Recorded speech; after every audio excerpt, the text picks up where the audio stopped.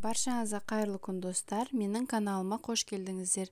Бүгін сіздерге көрсететін рецепт ашыған қамырдан жасалынған рогаликтер жасайтын боламыз. Осындай ішінде салмасымен болады.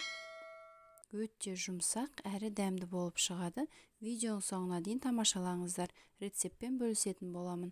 Алдымен жылы сүтімізге осылай сары майымызды ертіп дайындап аламыз.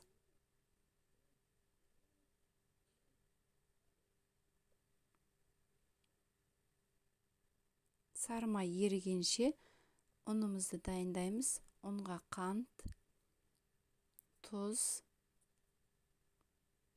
ашытқы және бір жұмыртқаны араластырып саламыз.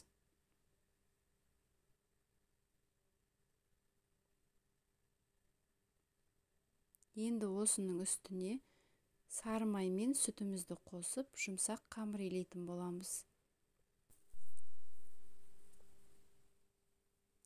Мен берген ингредиенттерден артық ұн қоспаңыздар, өйткені рогаликилеріңіз қатты болып шығып қалады.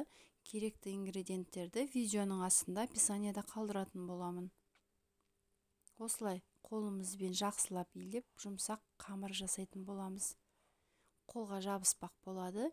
Енді осының үстіне 2-3 ас қасық сұйық май қосатын боламыз. Міне қолға жабыспақ қамырға сұйық май қосқаннан кейін қолға жабыспайтын қамыр болып шығады. Құрметті көрермен, менің каналымда сүзбеден жасалынған рогаликтердің рецебі бар. Видеоның жоғарғы оң жақ бөлігінде сілтемесін қалдырамын. Өздеріңіз кіріп, пікірлеріңізді және лүпілдеріңізді қалдыра кетіңіздер. Мінекей біздің рогаликіміздің қамыры дайын. Осы дайын болған қамырымыздың бетін пищевой пленкамен және орамалмен жауып, 1-1,5 сағатқа жылы жерге қоятын боламыз.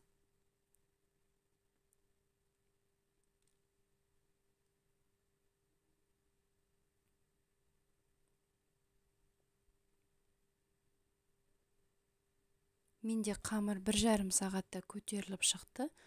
Осындай биік болып шығады. Енді осы қамырымызды 2 бөлікке бөліп аламыз. Егерде сіздерге көп мөлшерде жасау керек болатын болса, осы берілген заттарды 2-ге көбейтіп жасасаңыздар болады. Қамырларымызды 2 бөлікке бөліп, осылай домалақ етіп домалатып аламыз да 5 минутқа бетін жауып қоямыз. Тағы да кішкене тыну керек.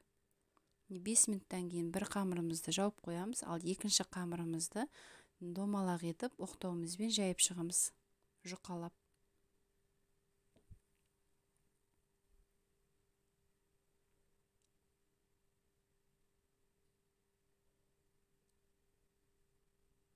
Рогаликилердің көлемі орташа үлкендікте болады.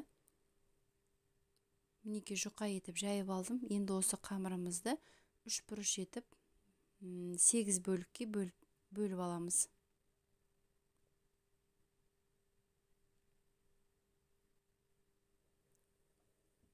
Осы қамырымыздың ішіне мен қою варенка саламын. Варенкалеріңіз міндетті түрде осындай қою болу керек. Сұйық варенка болмайды.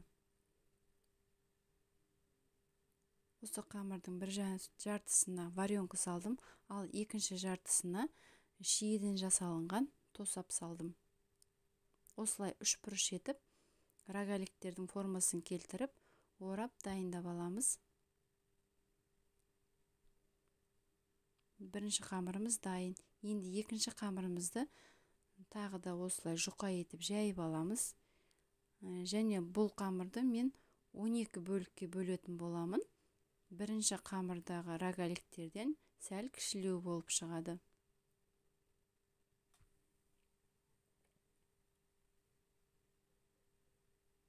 Мінекей 12 бөлікке бөліп алдым. Бұл қамырдың ішіне мен салмасына қант салатын боламын. Варенка болмаса, барлығына осылай қантпен жасасаңыздар да болады. 'Өте дәмді болып шығады.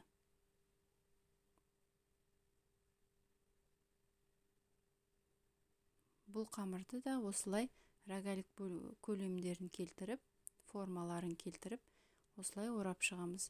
Және осы 20-30 минут тұрған рогаликилерімізге бір жұмыртқаның сарысына кішкене сүт қосып араластырып, осылай бетіне жағып шығамыз.